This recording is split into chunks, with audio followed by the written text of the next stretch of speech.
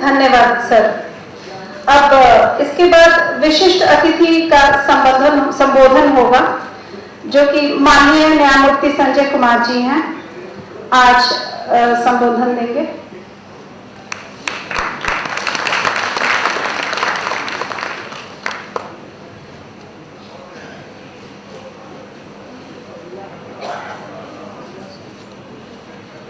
माननीय न्यायमूर्ति डॉक्टर रवि रंजन साहब, अधिवक्ता परिषद के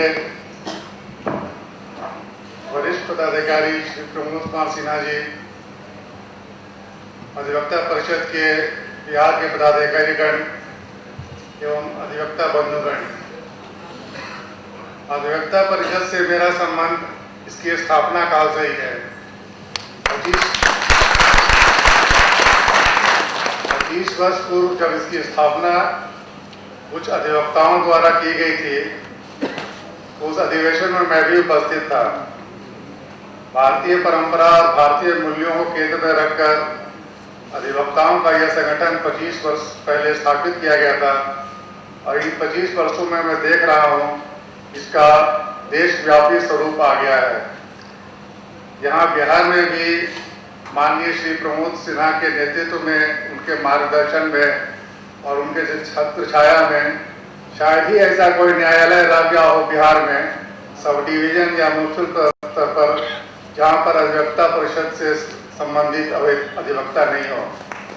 आज के 25 वर्ष के पूरे होने पर मैं तो सब कार्यक्रम में रहता ही था। पिछले बार जब इसका उद्घाटन हुआ था उस समय भी नहीं था, बस बदल इतना गया कि मैं सामने बैठता था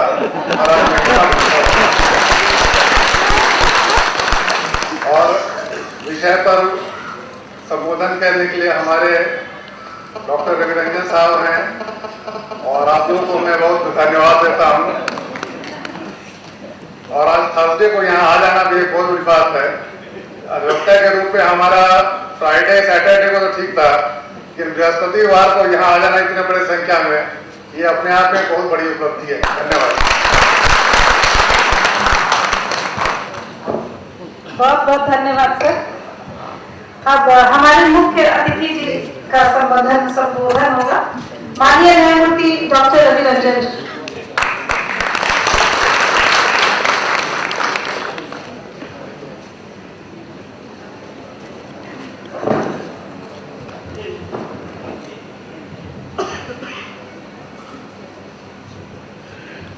अधिवक्ता परिषद बिहार के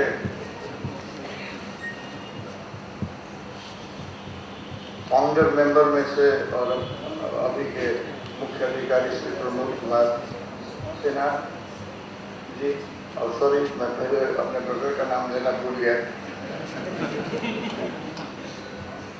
श्री मेरे brother honourable mister justice Sanjay Kumar, जो मैं इनके बारे में बता दूं कि हम लोग क्लास 8 से लगातार एक ही साथ पढ़े।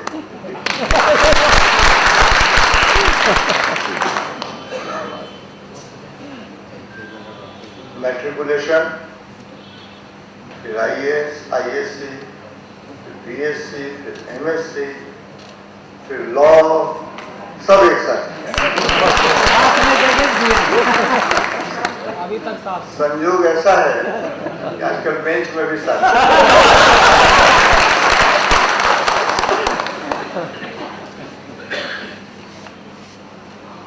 प्रमोद जी ने अभी रविदास जी की चर्चा की, तो अच्छा उसके बाद में पहले मैं बाकी लोगों का नाम ले लूं।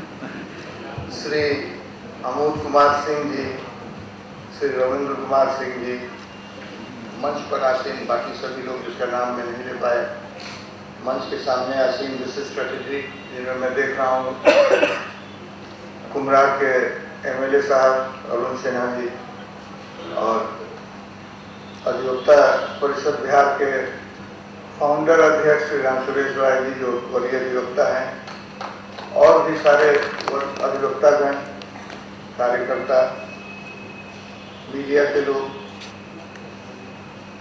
और वो सभी जिनका नाम मैं नहीं ले पाया।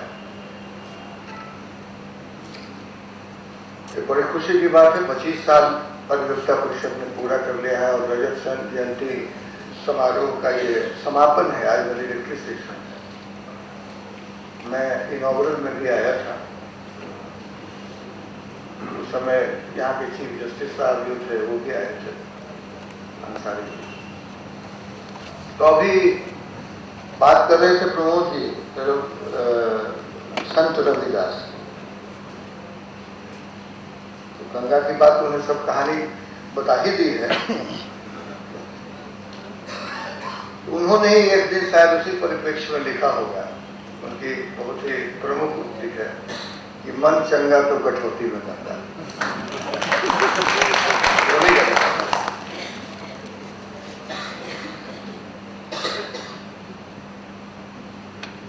ये जो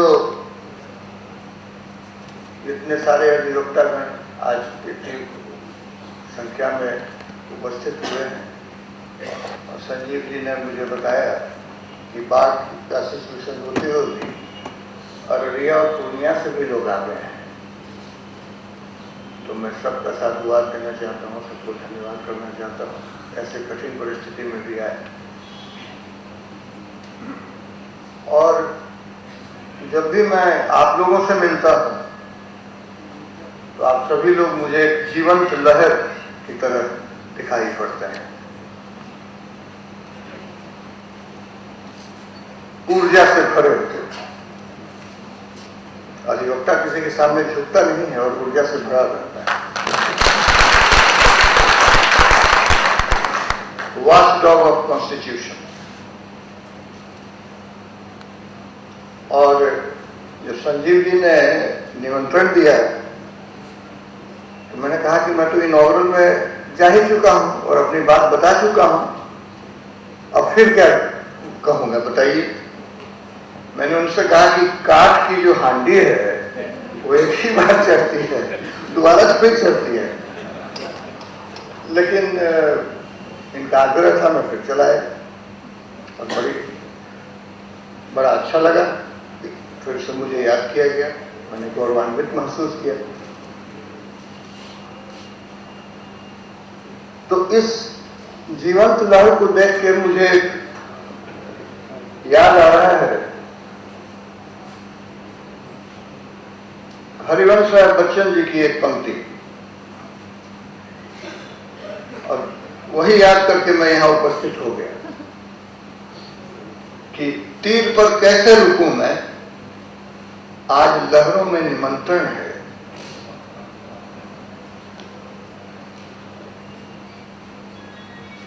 हम लोग पिछली दफा जब मिले थे तो कुछ बातें हुई थी भारतीय संविधान में मूल्यों के समावेश। मैं कुछ बातें फिर से कहूंगा ताकि तारतम्य बना रहे आज की बातों का।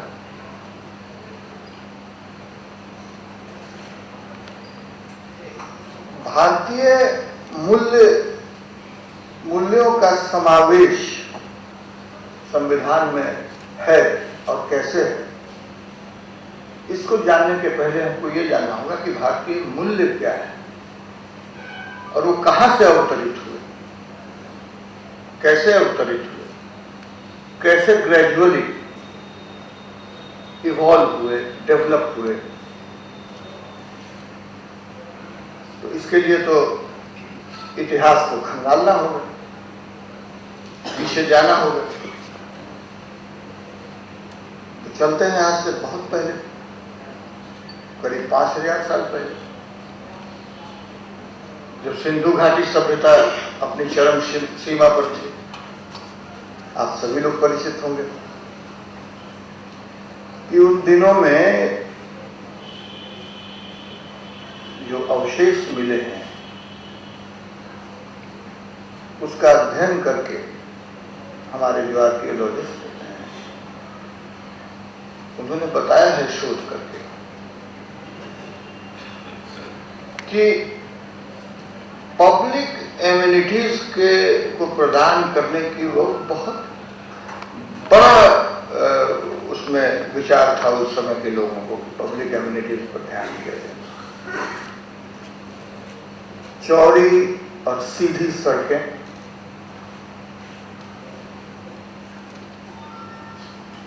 बाथ, सामूहिक स्नानघाट, ग्रीनरी, मकान पंक्ति में बने हुए, चौराहे सजे हुए, ड्रेनेज सिस्टम चौक चाबंद, ये सारी व्यवस्था 5000 साल पहले थी, जो कि हम समझते हैं, इस भ्रम में रहते हैं कि हम लोगों की जो टेक्नोलॉजी है वो उस समय अवेलेबल नहीं थी।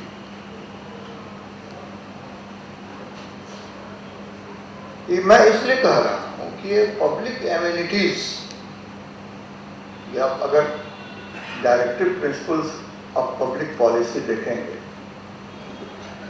तो जिसमें इन सारी बातों का समावेश हुआ है कि क्या क्या एमिनिटीज स्टेट को प्रोवाइड करना चाहिए, वो सारी बातें वहां थी। और फ्रेमर ऑफ कॉन्स्टिट्यूशन जब बैठे कॉन्स्टिट्यूएंट असेंबली में, तो उन्हें सब मालूम था कि भारत का इतिहास क्या है। मैंने पिछली दफा कोट किया था जवाहरलाल नेहरू को, जब वो फंडामेंटल राइट जो हमारे इसमें उस पर बहस के लिए उन्होंने रखा, इंट्रोड्यूस किया संविधान सभा में, तो उन्होंने कहा कि हमारे कंधे पर 5000 साल के स्वर्णिम इतिहास का बोझ है और मैं थरथरा रहा हूं तो क्या हम लोग उससे अच्छा या वैसा कर पाएंगे कि नहीं कर पाएंगे। और ऐसा ही पुरुषोत्तम दास टंडन जी ने कहा और बाकी वक्ताओं ने भी कहा। तो मैं फिर से कोट नहीं कर रहा हूं, इसलिए कि मैंने कोट कर दिया था पिछली दफा। ये व्यवस्था आज भी इतनी संविधान में हो जाने के बाद भी हमारे पास अभी पूरी तरह से नहीं आ पाई। सरकारें प्रयासरत हैं, कर रहे हैं लोग काम, लेकिन इसके कई कारण हैं, राजनीतिक हैं और भी कुछ कारण हैं। और सबसे बड़ा कारण है हम लोगों के जनसंख्या में भारी बढ़ोतरी। तो शायद उस समय नहीं डील करना पड़ा होगा इतने सारे भारी बढ़ोतरी जनसंख्या में। तो ये तो हुई उस समय की बात। अब आगे बढ़े, आगे बढ़ने पर ये देखते हैं कि ये आज लोगों का समावेश हुआ और इसमें दो सिद्धांत हैं। पहला जो सिद्धांत जो हिस्ट्री में हम लोगों ने पढ़ा कि सेंट्रल एशिया से आर्य आए और चारों तरफ भारत में फैले, फिर ईरान तक गए और आगे भी उधर गए। दूसरा सिद्धांत यह है कि नहीं, भारत से आर्यों का चारों तरफ जाना हुआ। जो भी हो, इन दोनों में जो भी सत्य हो, सत्य तो न हम लोग उस समय थे और पक्का सत्य कभी बता भी नहीं सकते, ये सिर्फ ऐतिहासिक अनुमान पर ही चल सकता है। लेकिन जो इसमें जो भी हो, लेकिन उस समय हुआ क्या? एक तो मोहनजोदड़ो की ये सिंधु घाटी सभ्यता पहले से चल रही थी, बड़ी फल रही थी, फूल रही थी। अर्बन सेटलमेंट था वो, अर्बन सेटलमेंट उन दिनों में समझिए, ऐसा अर्बन सेटलमेंट जिसमें पोर्ट था, जहाज रुकते थे, वहां से मिडिल ईस्ट में व्यापार होता था। लेकिन सबसे बड़ा दुर्भाग्य यह है कि उस समय की राजनीतिक संरचना क्या थी ये हम लोगों को पता नहीं, इसलिए कि उसकी लिपि अभी तक हम लोग पढ़ नहीं पाए। तो जब आर्यों का समावेश हुआ तो ये घोड़े पर घूमने वाले नोमेडिक थे, आज यहाँ, कल वहां, परसों यहाँ। लेकिन जब भारत में आ गए, या जब भारत से इनका उत्थान हुआ, तो इन्होंने देखा कि यहाँ तो गंगा के किनारे, ये नदियों के किनारे बड़ी उपजाऊ जमीन, तो छोटे सेटलमेंट बना लिए। तो जो नोमैडिक थे, रेस थे, वो सेटलमेंट में आ गए। जब सेटलमेंट बन गया, छोटे छोटे गांव, ये एग्रीकल्चरल था। मोहनजोदड़ो, हड़प्पा सभ्यता जो थी वो अर्बन सेटलमेंट था, ये एग्रीकल्चर आए, खेती करें, खाना खिलाएं अपने परिवार को। तो छोटे छोटे गांव, उसके बाद 2 गांवों में संघर्ष, सारा, फिर बड़े गांव, 2 मिल गए, एक दूसरे को जीत लिया, ऐसे करके विस्तार होते रहा। लेकिन उसमें कोई शासन की व्यवस्था नहीं थी, कोई सरकार नहीं थी, कोई शासन का केंद्र नहीं था। होता ये था कि गांव में एक सभा हो गई, उसमें लोग बैठ गए, चलो ये शास्त्रों के अनुकूल है, इसको करना है। तो फिर मैंने क्यों कहा कि शासन की व्यवस्था नहीं थी? शासन की व्यवस्था नहीं थी इसलिए क्योंकि न्याय दंड की कोई व्यवस्था नहीं थी, और बिना न्याय दंड के कोई शासन नहीं था। और ये न्याय दंड का नहीं उस समय बड़ी बड़ी रचनाएं हैं। इतिहास कहता है कि वेद, ऋग्वेद लिखे गए। हमारा सनातन धर्म कहता है कि ऋग्वेद कभी लिखा नहीं गया था, वो हमेशा से था, उसको डिस्कवर किया गया था। जो भी सही, ऋग्वेद की रचना, उसकी ऋषिकाएं हैं। उसके बाद उपनिषद आए, जो मेटाफिजिकल पार्ट, दर्शन। तो जिस समय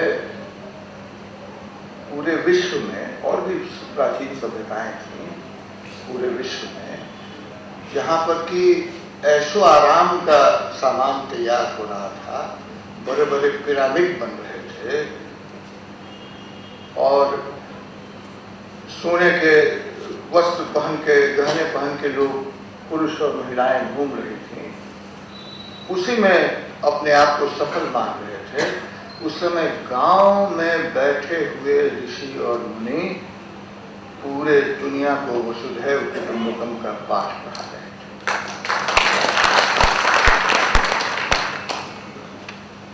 हमारे उपनिषद में आया वसुधैव कुटुंबकम, और भी बहुत सी बातें हैं। ये सारे दार्शनिक थे। इसको सिर्फ धर्म से लेकर नहीं देखना चाहिए।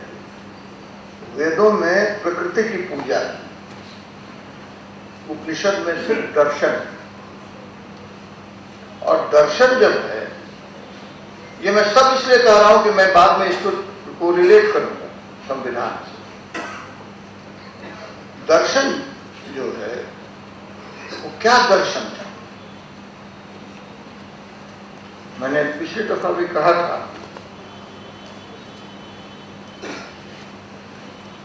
वो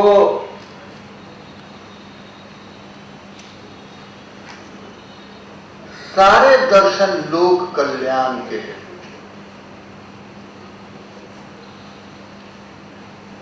सर्वे भवन्तु सुखिनः, सर्वे सन्तु निरामया, सर्वे भद्राणि पश्यन्तु, मा कश्चित् दुःखाय भवेत्। May all become happy. May all be free from illness. May all see what is auspicious. May no one suffer. Peace, peace. Om Shanti, Shanti, Shanti. तो ये जब लड़ाई लड़के एक दूसरे को जीत रहे थे बाहर, और सिर्फ सांसारिक सुखों के पीछे घूम रहे थे, मिस्रवासी, ये बेबीलोन के वासी, उस समय ये लोक कल्याण और शांति का संदेश हमारे उपनिषद, वेद और उपनिषद ने दिया। और ये सारे लोक कल्याण, मैं एक दूसरा पढ़ूंगा। ओम असतो मां सद्गमय, तमसो मां ज्योतिर्गमय, मृत्युर्मां अमृतमय। Keep me not in the unreality of the bondage of the phenomenal world, but lead me towards the reality, the external self.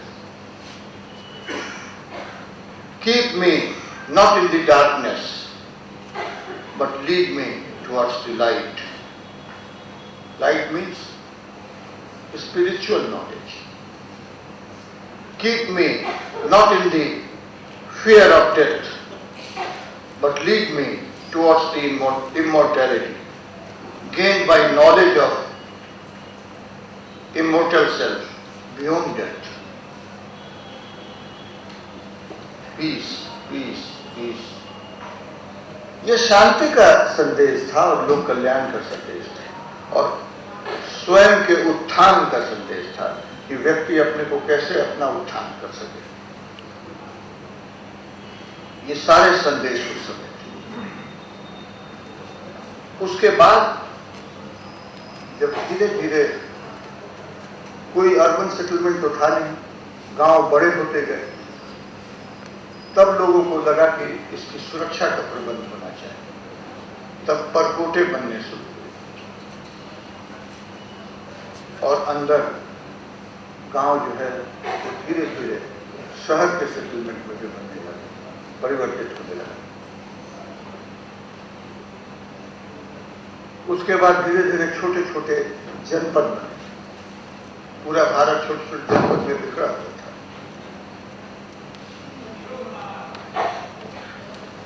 हमारे बिहार में भी मगध एक छोटा सा जनपद था उस समय, बड़ा नहीं था, कोसल था, मगध था। उधर हिमालय की तराई में लुम्बिनी थे। उस समय वो संघर्ष चल रहा था कि कैसे जनपदों से एक बड़ा राज्य बनाया जाए।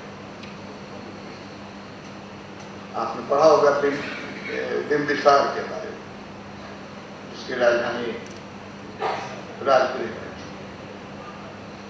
तो एक तरफ ये चल रहा था और दूसरी तरफ लिच्छवियों ने, इसी बिहार के लिच्छवियों ने, जिस समय सारे जनपद निरंकुश शासन के लिए संघर्ष कर रहे थे बड़े राज्य को बनाने के लिए, उस समय लिच्छवियों ने पूरे दुनिया को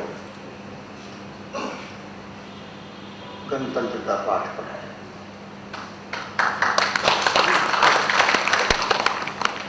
ये मामूली बदलाव नहीं था। भारत में लोकतंत्र का बीज बोया गया था उस समय। अब उसकी परिणति क्या हुई, हमेशा सफलता नहीं हाथ लगती। उस समय माइट इज राइट वाली व्यवस्था थी।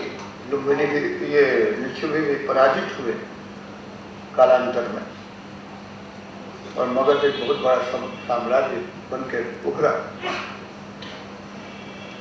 लेकिन तो फिर साम्राज्य जब बने तो राजा भी बने, और राजा फिर कैसे काम कर सकते?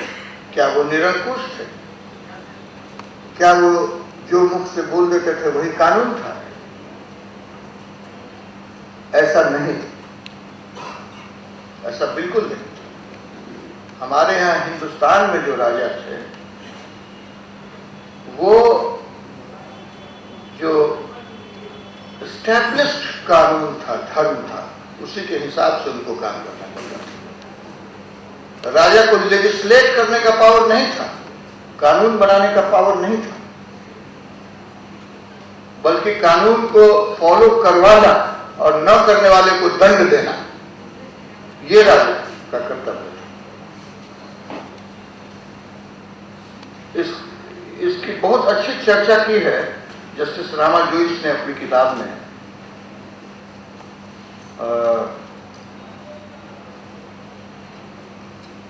Legal and constitutional history of India.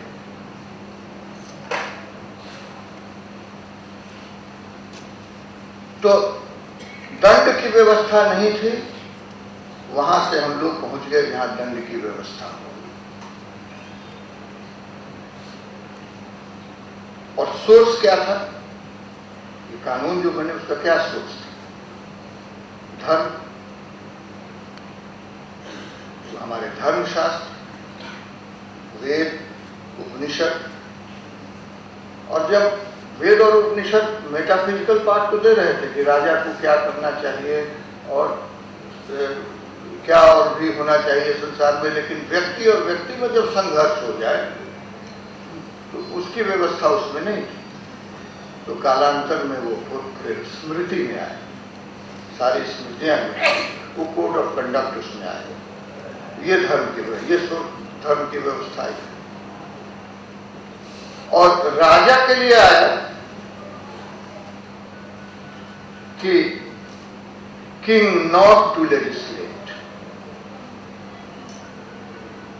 ये हिंदुस्तान के राजाओं में और यूरोप के उस समय जो राजा थे या बाकी जगह जो राजा थे उनमें ये बहुत बड़ा डिफरेंस था। यूरोप में वही राजा ही लेजिस्लेट करता था कानून। बाद में उसमें भी संघर्ष हुआ,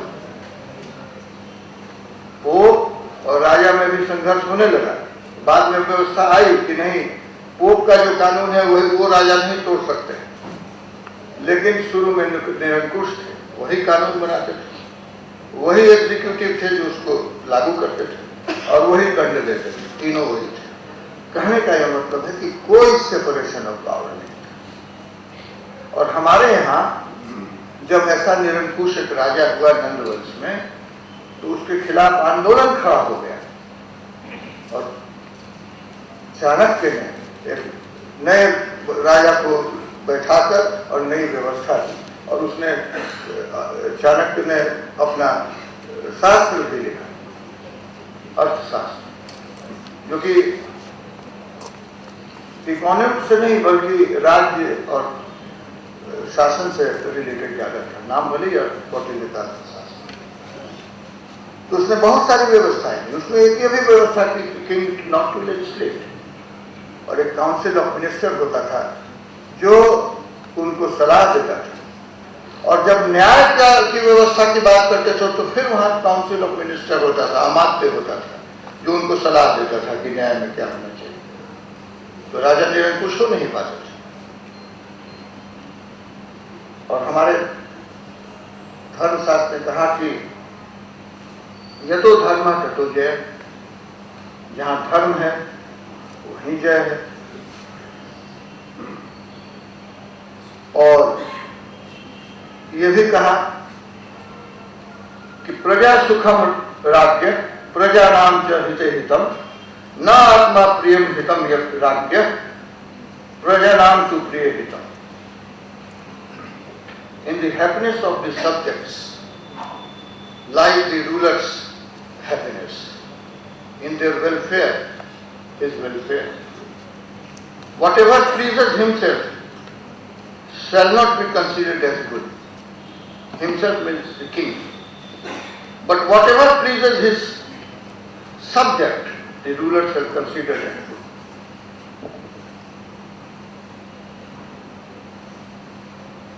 धर्माय राजा भवति न काम करनाय। The proper function of the ruler is to rule according to dharma and not enjoy luxurious life. ऐसी बहुत सी बातें चाणक्य के अर्थशास्त्र में संकलित हैं, जो कि कहने लगूंगा तो पता नहीं कितना समय बीत जाए। तो ये सब बातें जो हमने कही, अब आप देखिए हमारे संविधान का प्रियम्बल।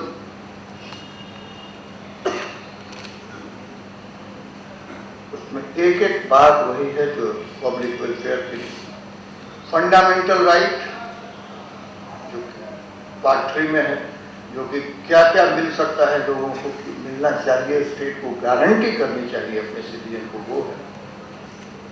फिर अभी प्रमोद जी ने कहा था कि directive principles of state, state की ड्यूटी क्या है जो वेलफेयर के लिए काम करे, क्या क्या काम करना चाहिए उसको सिटीजन के लिए, और फंडामेंटल ड्यूटी जो बाद में जोड़ा गया आर्टिकल 51 कैपिटल में, वो ये है कि भाई आप तो एंजॉय कर रहे हैं राइट, लेकिन एज ए सिटीजन आपकी ड्यूटी भी कुछ होनी चाहिए। तो वो क्या होनी चाहिए, वो वहां है। ये सारे मूल्य तो हमारे समावेश हुए हैं उसी में, और होना ही था, क्योंकि फ्रेमर ने अपने ही कहा कि हम पीछे 5000 साल के इतिहास को, स्वर्णिम इतिहास को देखकर इसको हम ले आ रहे हैं इस संविधान को। हमारे यहां उन दिनों सेपरेशन ऑफ पावर की व्यवस्था, आर्टिकल 50 में संविधान ने दिया है जुडिशियरी को एग्जीक्यूटिव से सेपरेट कर देना। ये सेपरेशन ऑफ पावर की व्यवस्था है।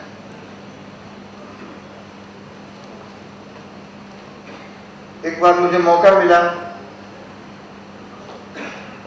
एक कॉन्फ्रेंस था लंदन में, मुझे बोलने के लिए कहा गया था सेपरेशन ऑफ पावर।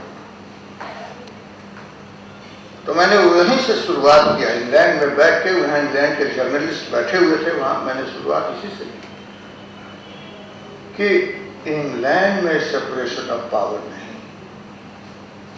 वही लॉर्ड जो हैं कानून बनाते हैं, वही लॉर्ड एग्जीक्यूट करते हैं और वही लॉर्ड सुन लेते हैं। तो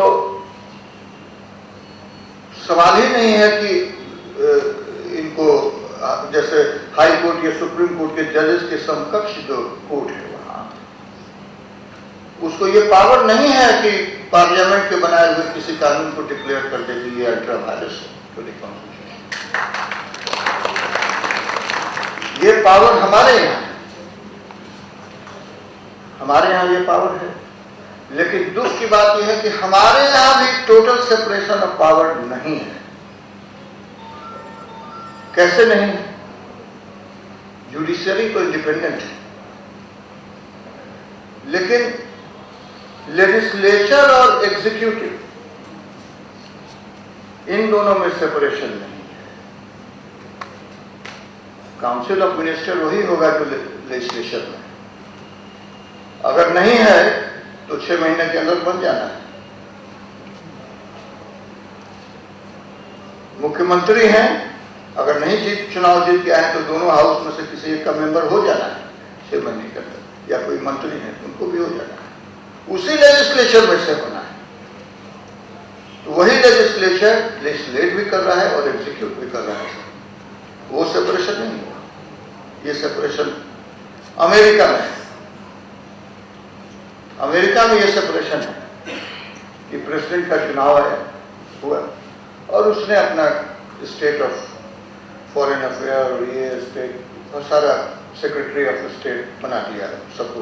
उसको कोई भी मतलब नहीं है कि वो होना चाहिए हाउस ऑफ रिप्रेजेंटेटिव या सीनेट से, बिल्कुल नहीं। लेकिन रिस्पॉन्सिबिलिटी है, they are responsible to this,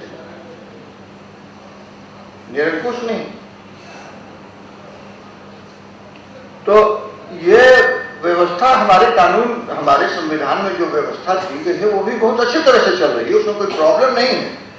लेकिन एकेडमिक डिस्कशन के लिए मैंने ये कहा कि लेजिस्लेचर और एग्जीक्यूटिव में सेपरेशन ऑफ पावर नहीं है,